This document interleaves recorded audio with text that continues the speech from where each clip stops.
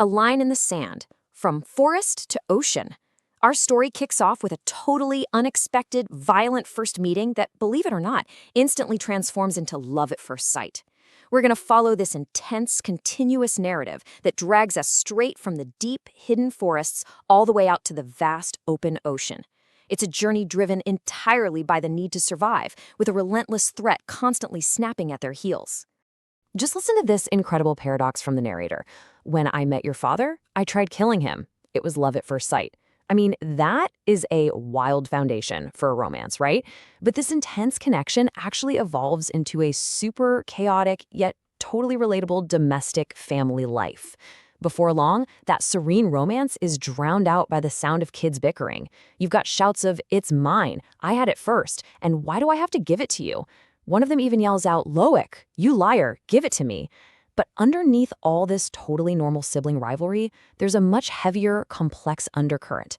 We hear claims that he belongs with his own kind, which really hints at some early brewing tensions and deep divisions within this growing family unit.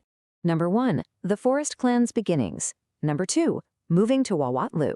Number 3, learning the waterways. And number 4, the threat arrives. The Forest Clan's beginnings.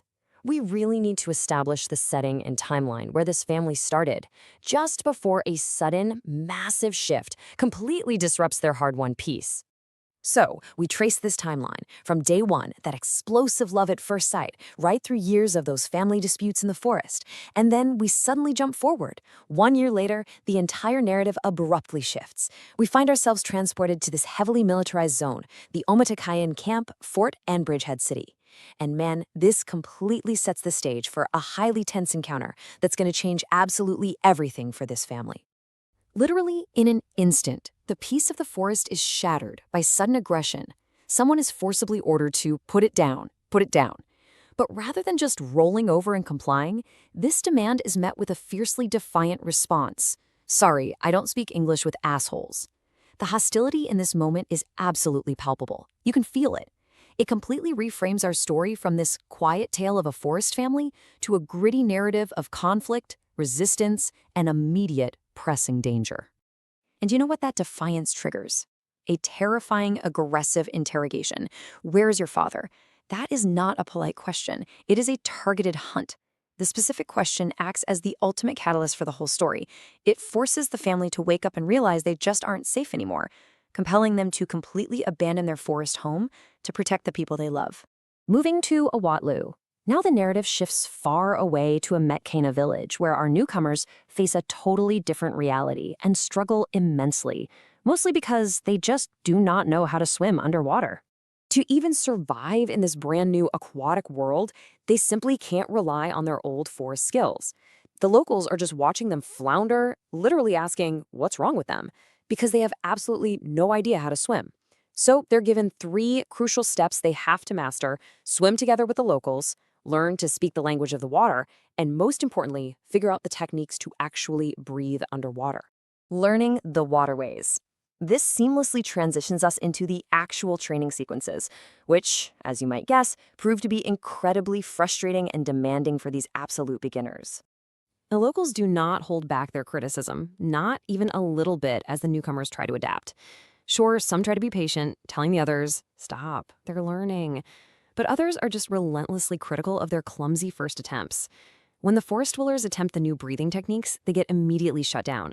"You call that speaking the language? You sound like a 3-year-old." It really highlights just how steep and honestly humiliating this learning curve is for a family that used to be completely capable and self-sufficient back in the forest. The training is beyond grueling. Out at a spot called Three Rocks Brothers, they have to learn to call the fish. They endure incredibly painful mistakes, with locals calling them a moron and the learners themselves admitting, "I'm sorry, it's too painful." They're pushed to their absolute physical limits with constant shouts to go faster. But here's the amazing part. Through all this shared hardship, something beautiful actually starts to happen. The harsh lessons eventually blend into genuine, deep connection. The mockery fades into profound mutual respect, beautifully expressed through the phrase, "I see you, sister. I am happy." You see the 2 communities merging, complementing each other. They say things like, "Your son is beautiful, and my baby is strong." They even start sharing sweet, joyous personal moments, whispering, "I met a boy." Against all odds, they finally found harmony in the water. The threat arrives. But of course, just as they find this beautiful new rhythm of life, the story shifts over to Taudnui village, where the peace is violently shattered all over again. A truly terrifying interrogation unfolds here. The pursuers come in waving a picture, laying out a very harsh accusation. This man, we know he is in these islands. Here, in this village? And the local islanders desperately try to defend themselves with simple logic. They explain, we are a totally separate clan. The man in the picture lives in the forest. They're just trying so hard to make these attackers understand that they have absolutely zero connection to the forest dweller being hunted. Can you imagine the absolute terror of this moment?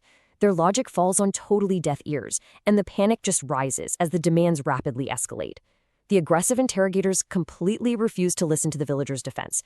Instead, they issue this terrifying ultimatum. Someone needs to leave the village right now and go back to the forest to find this man. The pursuit has blindly crashed right into this peaceful island, and the hunters clearly do not care whose lives they upend to get exactly what they want. And this leads to a total breakdown of the entire situation. We hear these desperate, frantic pleas for reason. Be calm, he already told you he doesn't know. This is quickly followed by panicked, heartbreaking apologies from completely innocent people caught in the crossfire. I'm sorry, I didn't know. The attackers are just utterly relentless, completely ignoring the terrified cries of a community that has done absolutely nothing wrong. It all culminates in one final, desperate outcry. Stop this madness! This single plea brilliantly summarizes the horrific escalation of this entire narrative. What started as a family finding refuge and learning to breathe underwater has now been completely consumed by a violent, unyielding hunt. When the threat is this blind and this incredibly destructive, we really have to ask, can this madness ever truly be stopped?